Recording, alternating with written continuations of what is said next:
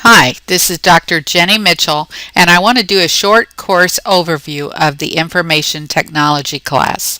As you can see here, we've got two scheduled potential webinar times where we can get started with the class. I'm actually going to use that time to go through some software that we will be using: Lucidchart, Screencast-O-Matic, Power BI, Business Intelligence, dashboards and things.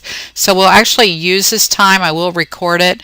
My issue has been that I'm not real happy with the virtual classroom, which what we see here for the technology dashboard. So it's very possible that I'll direct us to go to this Adobe Connect link here where I know the recording will be good in it. But anyway, I'll go ahead and get started.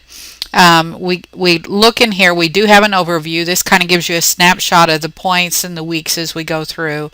One thing I want to point out is that the 60 points here for the paper, 30 points of that is a team grade. In other words, everybody earns the same grade, and then 30 points of that is actually after your teammates have done an assessment of the teammates. So half of it will be the same grade as the whole team, and half of the grade will be actually a contribution from your other teammates assessing your contribution. So that kind of give you an idea. I also wanted to kind of let you know in the getting started, I've included a navigating your course area here because I do have some videos in here that may help you that you might not have done before, as working with video assignment or virtual classroom as much. And then also in this same section in the getting started, I've talked about the learning outcomes.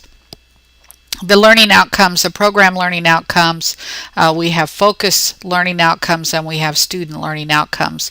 Essentially, we're going to be focusing on critically analyze research and ideas.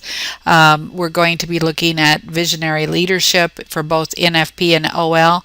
And the student learning outcomes are basically looking at visual data, telling a story, working with Web 2.0 and 3.0 applications, and that sort of thing. And let me go in here too. You'll see that in the week, what I call week 0, you have a video assignment where you introduce yourself, and I've asked you to give me some specific instructions so I get to know you.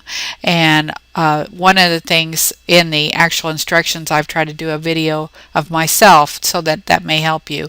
One thing to remember is this is for financial aid, so you need to do it in the first few days of the course.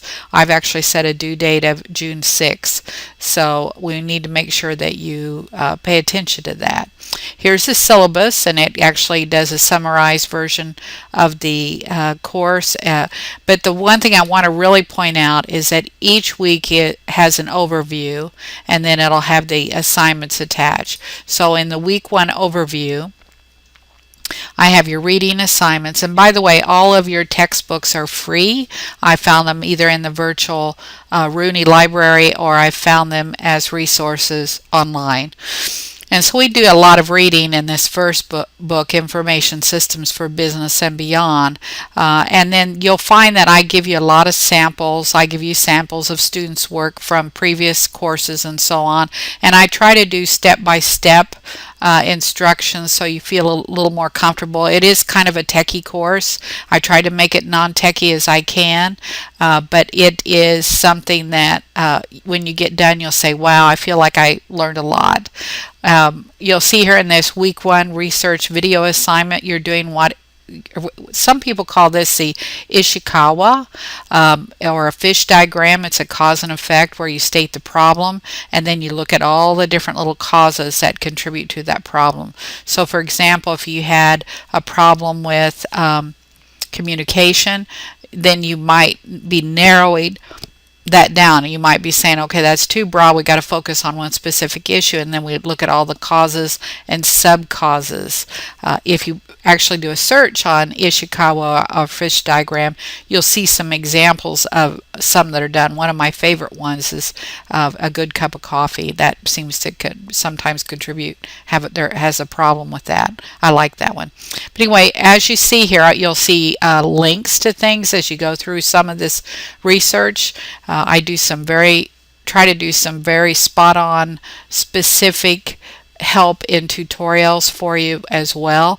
But every week, if you look in here, every week, I'll try to show this so you can see, every week has an overview. So you need to look at that overview. Even before you start reading the chapter, you need to look at that overview. That is definitely going to help you with the best you can be in working through this. Some of this is exploration. So for example, this is an exploration. I've given you some suggestions, but there's lots more out there. Make sure this one, students really like this a lot. This is basically looking at and comparing your website to peers, and there's also a very good video here on search engine optimization and some other things. So hopefully this is going to kind of give you an idea of how to work through this course. I would suggest that you download the syllabus and read through it before we have our first virtual classroom, or it may end up, as I said, in a webinar room using Adobe Connect.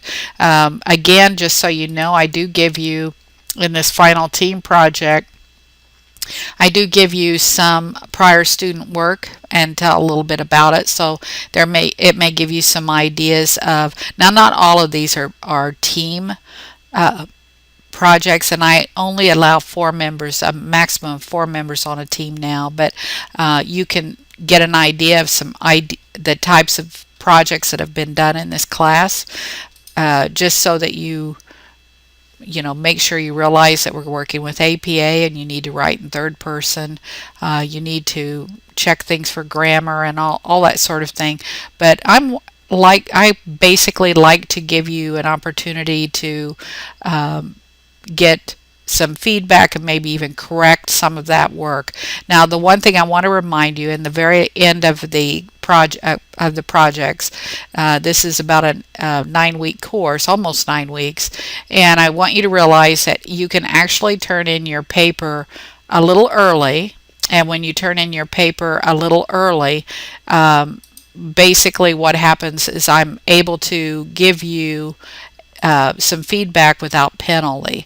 And then, so the paper is not really due till August the 4th, but it's possible to turn it in as early as the 29th and have me give you feedback without penalty so that you can fix some of the errors in the paper. So hopefully that's going to kind of give you an overview of the course, and here's my contact information. I look forward to working with you. I will be adding announcements and things throughout the course, and I look forward to getting to know each and every one of you. Thanks a lot.